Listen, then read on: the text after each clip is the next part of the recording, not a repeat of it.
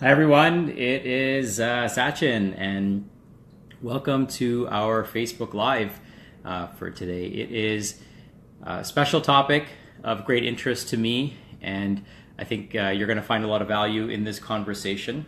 First and foremost, I want to ask you if you are a perfectionist.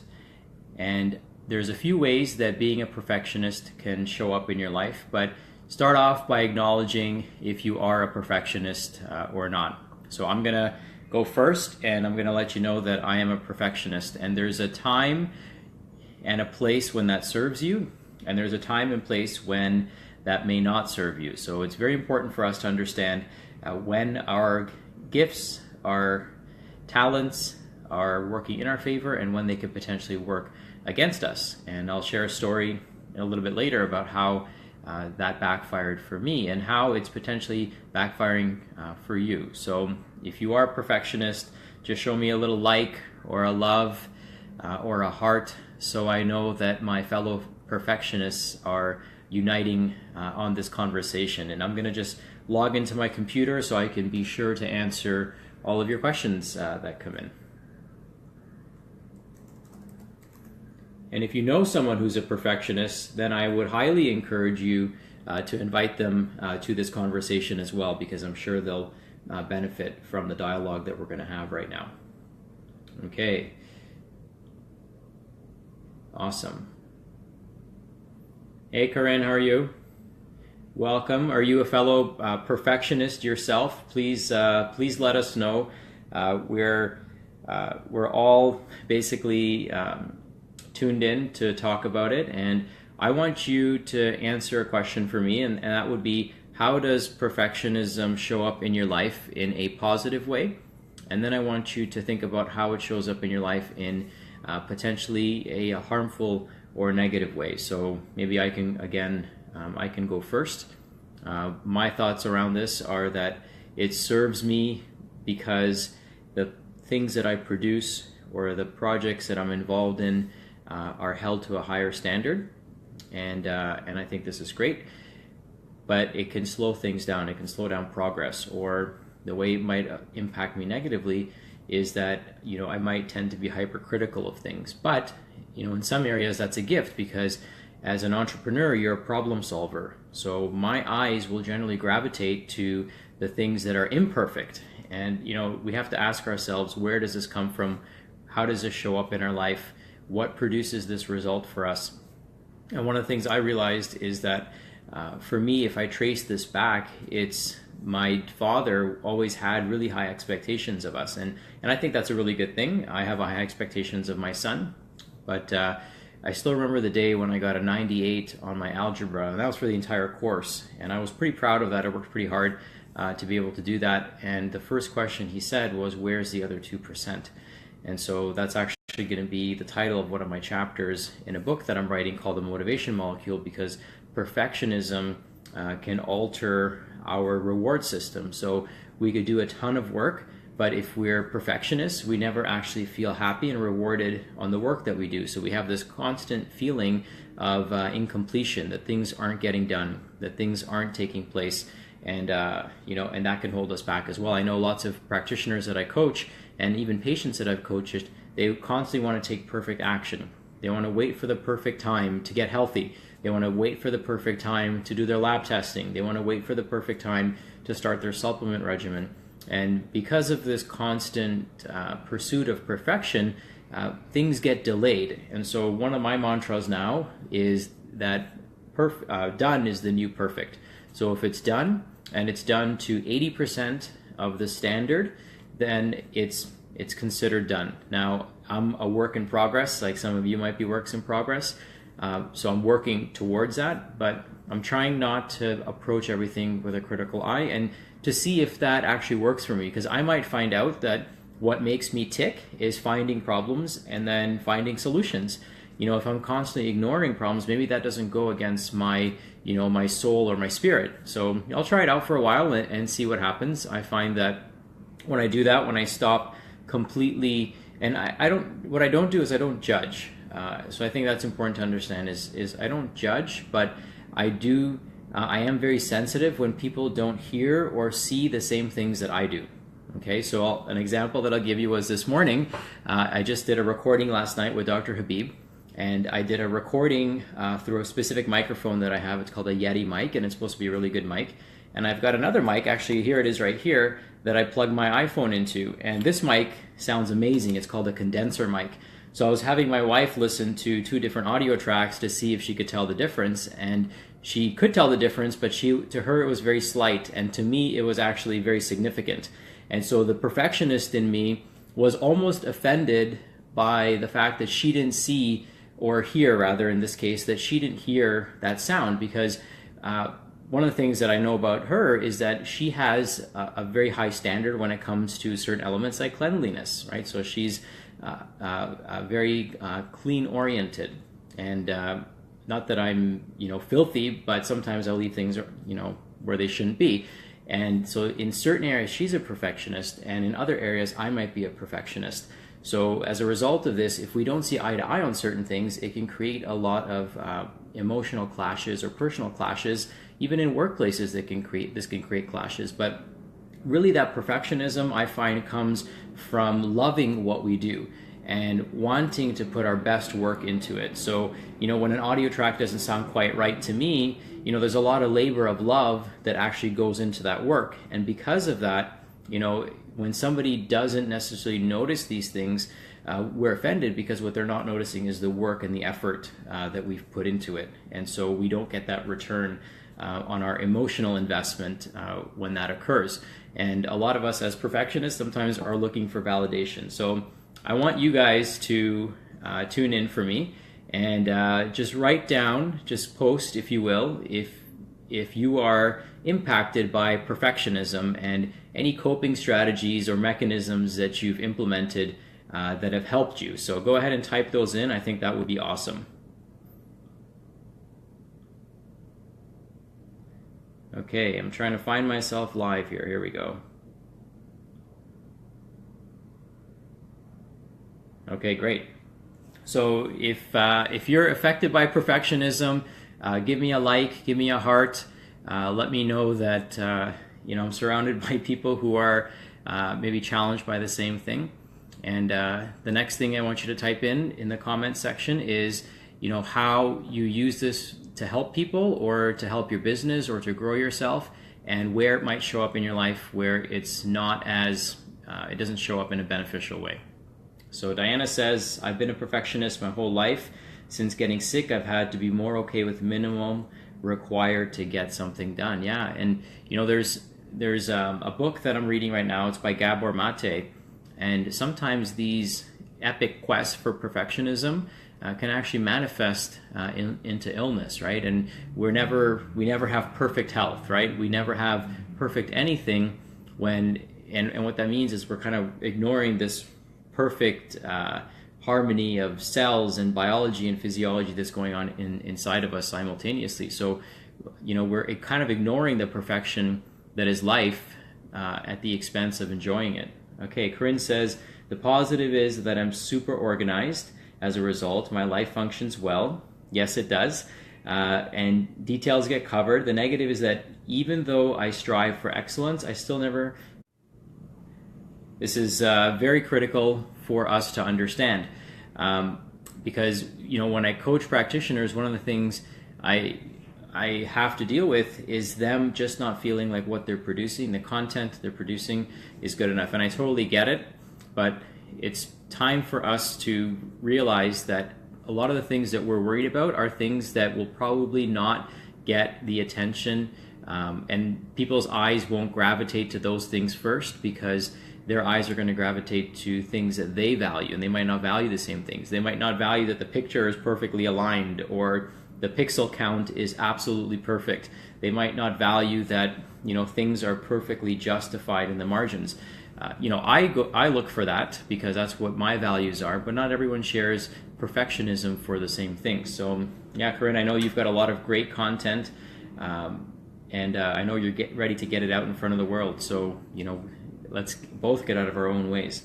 And Diana says, yes, okay, hang on. She thinks that her perfectionism also contributed to her illness because of my ridiculously high standards and the pressure they cause. Yes, absolutely. And one thing that unfortunately is a result of perfectionism, I mentioned this earlier, but for those of you that are tuning in, is that we get stuff done, but we're never happy with it, so it's never quite finished. And one of the things that I realized just yesterday on a group meeting that we did is I've created this entire program called the Doctor of the Future, which has dozens of videos in it, amazing content in it, but it wasn't quite perfect for me.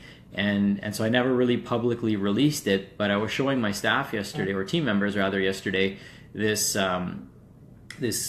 product that I created, this digital product that I created, and they were just blown away by how amazing it was and the value of the content that was in it. And they actually loved how it was laid out and the value that it delivered. So, it's something that I'm going to be releasing, full force in the new year, and I'm going to get over my perfectionism, and I'm going to make sure that I get this content out there because unfortunately people are dying early because they don't know the information that's locked up in here.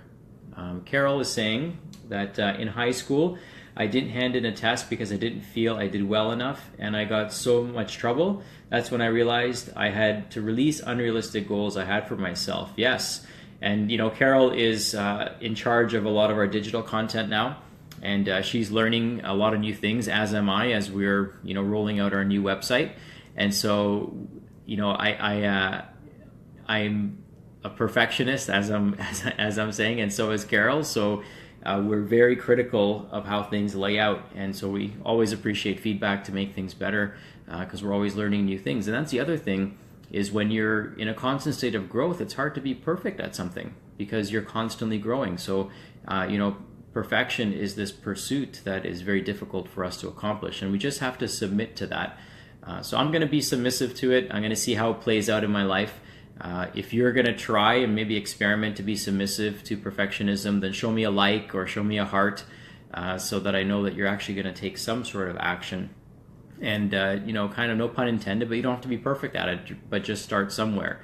Start somewhere so that you can start feeling better and start feeling rewarded and start getting content out there. Sometimes you need to just show people what you're working on and let them tell you how amazing it is. Right? And you can always ask for feedback and be receptive to constructive criticism, but it's very important that we do that. And for those of you that know, someone like Steve Jobs was a neurotic perfectionist, and I would even argue that that's partly what contributed to some of his illness, because his constant pursuit of perfection led to very tumultuous relationships, and also it created a lot of anger inside of him, and I think that ultimately contributed to some of his disease state. But we have beautiful products as a result of it. He changed multiple industries in his lifetime, so he did things that had never been done in human history because of this. And he's left a legacy behind, but I say behind because he's not with us. So I think that it's important that we let things go. And not pursue this perfection so much. And I know many of you agree, and it's showing up for you guys. So Diana says, here's something I think a lot. Your best when you're sick will be different when you're best when you're healthy. Yes, but culturally, most healthy people don't understand long-term illness and what sick people are dealing with. So you don't really get a pass. Yeah, it's tough. I mean, people aren't empathetic unless they've dealt with something that other people are going through, and so it's tough. It's challenging, especially because nowadays a lot of people have invisible illnesses, so they quote unquote look perfect on the outside, but there's something going on the inside, and I would probably argue that a lot of it is emotional, which then manifests as something physical. And so, Diana, maybe we can challenge each other and hold each other accountable to this and just let go of that perfectionism. So the first thing that comes to mind is maybe I should screw my beard up and see if I can tolerate that. I don't know if that's something that I can do, because I don't tend to be perfectionist, but in this area, but I just happen to be good at shaving my beard. So it ends up looking very clean when I actually do shave. So I guess I clean up somewhat nicely facially, if you will. And that would be a challenge for me to walk around with one side way higher than the other. And when I see people's beards like that, I could never understand how that person could walk out the door, because that's, again, something that maybe I'm just drawn to or gravitate towards, because it's something that I pay special attention to, and I'm kind of forced to because I don't have hair on top, so I just try to keep it looking good on the bottom, I guess. The other thing that Gabe says, thanks for tuning in, Gabe, is let's see here. Hey, it's not on my computer. It was on here. Okay. So Costa says, yes, it's never quite finished, and then you feel guilty and it causes me stress. I'm learning to be kind to myself and considerate given my circumstances and schedule. I will try to be okay with done with 80% and see how it goes. Yes. And one of the top entrepreneurial consultants, Dan Sullivan, actually has a book. It's called the 80% Rule. And, you know, the first time you do something, it's going to be 80% done. If you pass it on to somebody else, that 20% that's left over, they'll make it 80% better, so then you're left at 96%, and then if you give it to one more person, you'll be pretty close to 100%. But even in the first and second pass, things can look pretty good. So just something to keep in mind is yes. And here's the thing, I don't think that it's bad to be a perfectionist. You just have to know when it serves you and when it doesn't serve you. So this experiment is going to be really interesting for me. I have recently realized that I'm projecting some of this onto my son. And, you know, I tell him the thing I tell him to do is pay attention to detail. So I don't tell him to get things perfect, but I do tell him to pay attention to detail, because I pay attention to detail. And, you know, maybe he's a little bit hard on himself. If he screws up something, he rips up and scrumples up the whole piece of paper. You know, so maybe it's showing up in his life that way. So I'm trying to get better about this to see to make sure that I'm not projecting this onto other people. And, you know, you never know, it might show up in a positive way in my life, but it might show up in a negative way in his life, and maybe it's not fair for me to project that onto him or anyone else. Okay. And Terry is saying that perfectionism is so deeply programmed in me. It's a constant struggle, but I am working on it and have just been putting stuff out there, sometimes even without feedback. 5, 4, 3, 2, 1. Yes. So it's, you know, it's kind of that saying, ready, fire, aim. The beautiful thing about the world we live in right now, what's really cool, is that if you're a perfectionist, you can actually put things out there and they don't have to be perfect on the first pass, because you can actually go back and edit them.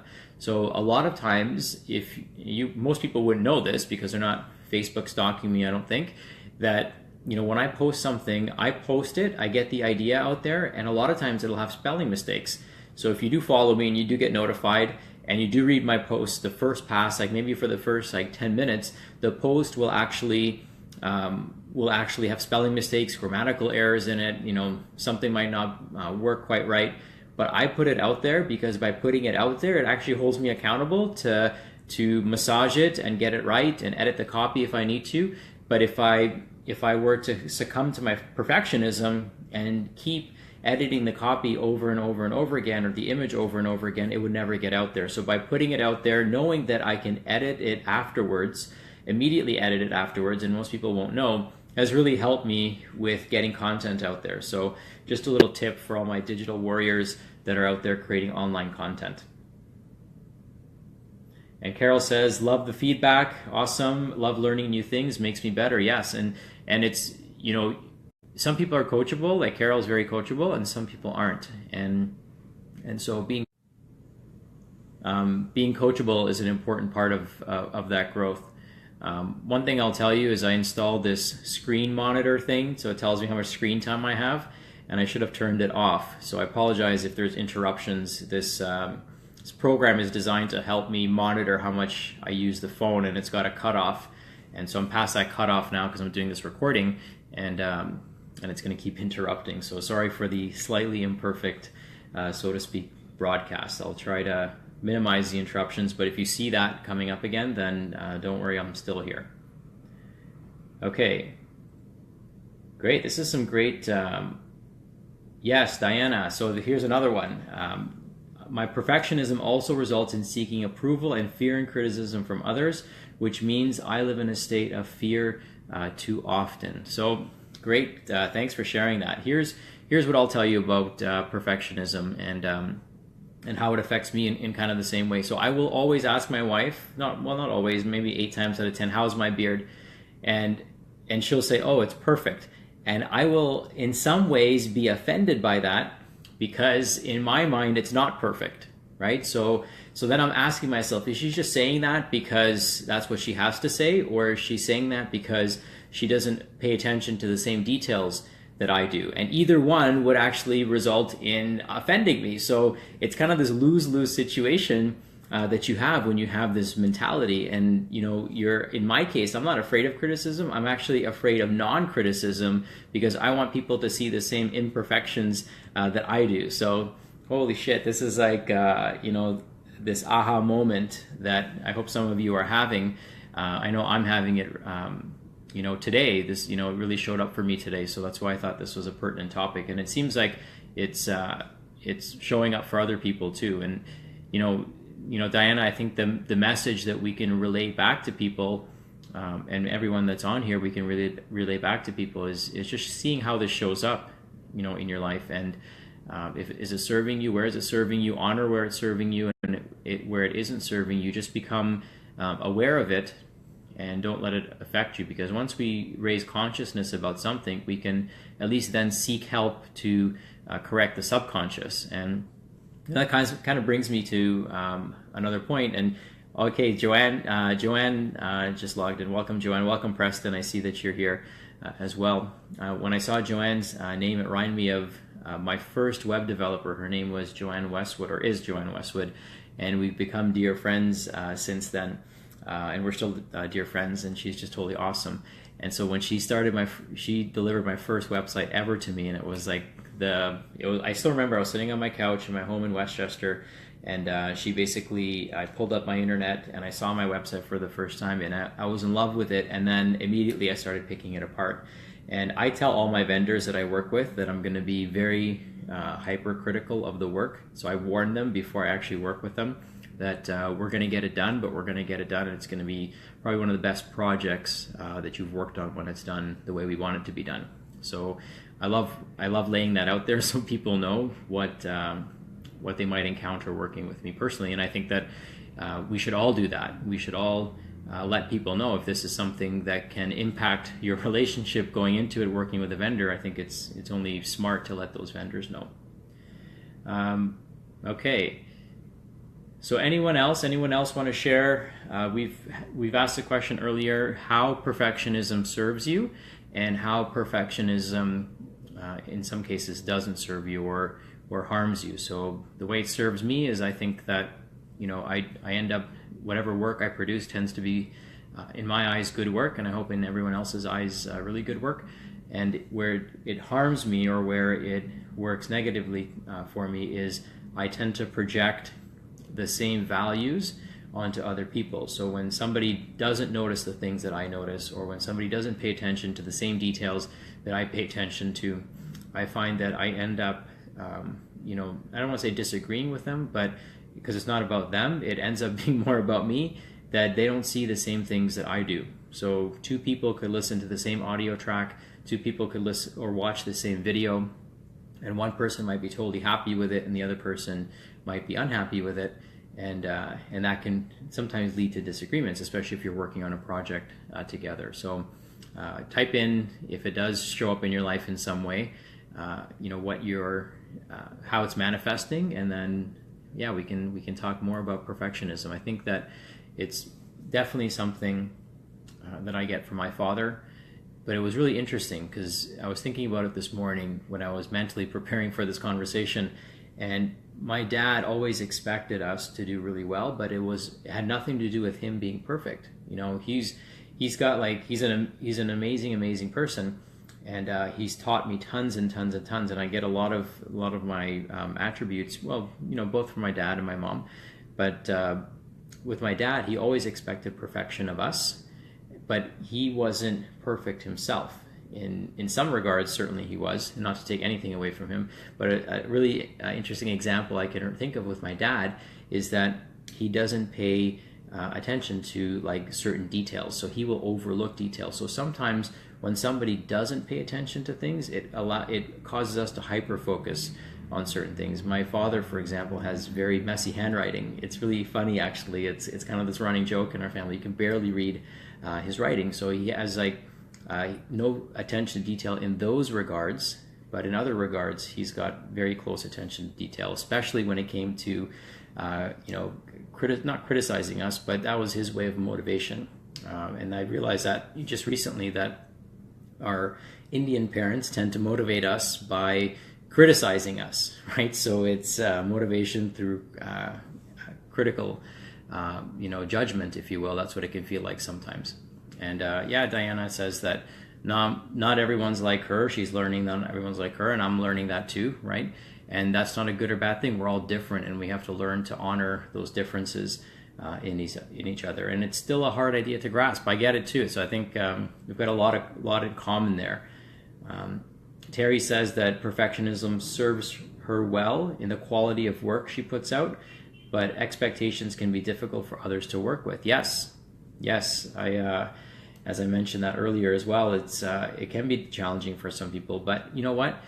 Just like Job says, you'll bring out the best in other people. They'll start paying attention to details that maybe they weren't paying attention to prior to that, right? So, as long as you have somebody that's coachable and somebody willing to grow and learn with you, I think it's a gift actually to bring that to the table, because you're helping other people become a better version of themselves.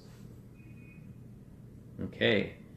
This is a very interesting conversation. I want to thank you all for being part of it. Preston says, perfectionism helps me searching to better myself in many ways. Yes, health, knowledge, and performance. It harms me as I'm almost comparing myself to be inadequate or more vocal in my care. Yes, that's another one.